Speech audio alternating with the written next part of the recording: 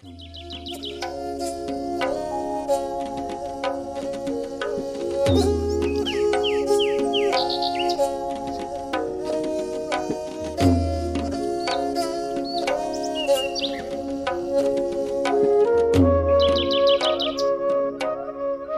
tanasige? Selanta hunjegi nalagi. Yani.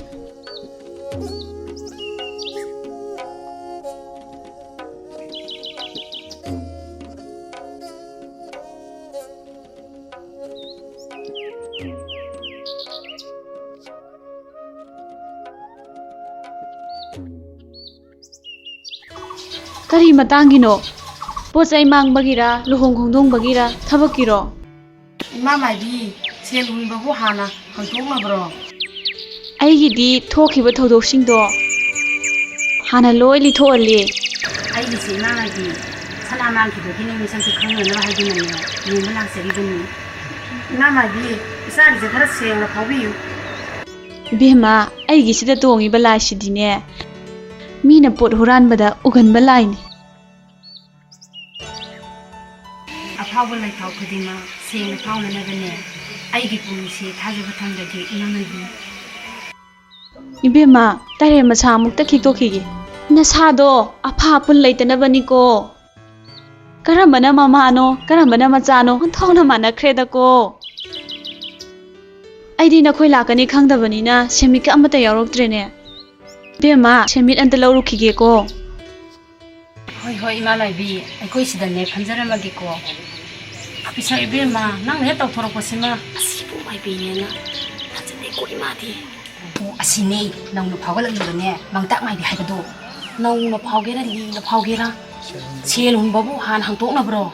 O doctor sa du mangai anabagi ne layong Han hangagane hidak thaiduni. Masibu ai na ma hai ma na ma khuri. O mi tani tum layo. Aitu. Nang ngamjabada khinado thadaro.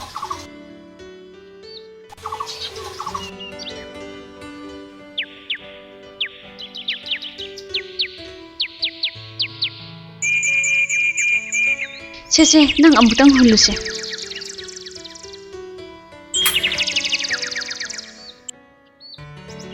Yengune semit amadi lai-laidana tariuse amukta yengune. Yengune Ima, semit amadi lai-laidana selisibu Ima nang urudrani. Hoi, Ima loina ui. Ibema, nangi sibu nupi nupa chingnabaga laibrane. Phibamna kamai tawge, lai chakri tawre achumba phawge hairene. Ima Maibi, singnababudi lei. Hayo, nupira nuparane. Nupidani, masa pai, kusu ngawi, ni piktak tawi, sagagi mauni. Ibema, nangi se mi masa pai, mi piktak tawi, sagagi mauni ne. Ima Maibi, hausu phawbudi yamna sumi. Ni piktak tawi haise kanawrumdani ba. Awang thambagi mani ai singnare. Ibema, mani ko, nakhoi awang thangbadagin. Si mani manang pikunga. Mani, numito, lupa sama kakak upu haidana ne, ai ginata laamani. Sumi. Ibema, mani ko, nakhoi awang thangbadagin jeliba singsi yengune. Ima Maibi, haujitine Ima Maibi ne misakta sumna phawbirabani ne. Misagi wadi Ima ne piu haibado, hekta pitholaga loire. Haujiti aigi puningsu samlagani ne.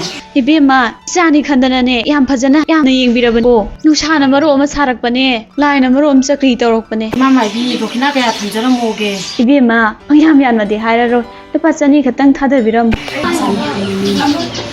Bisa Ibema, nang he tawbasima.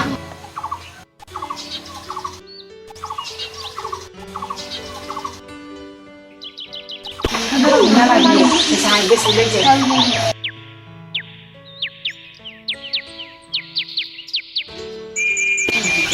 Ima Maibi, akhoi mi yaujarake.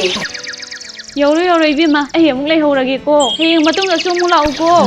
Man office halapedane yimda parpak yok charausila.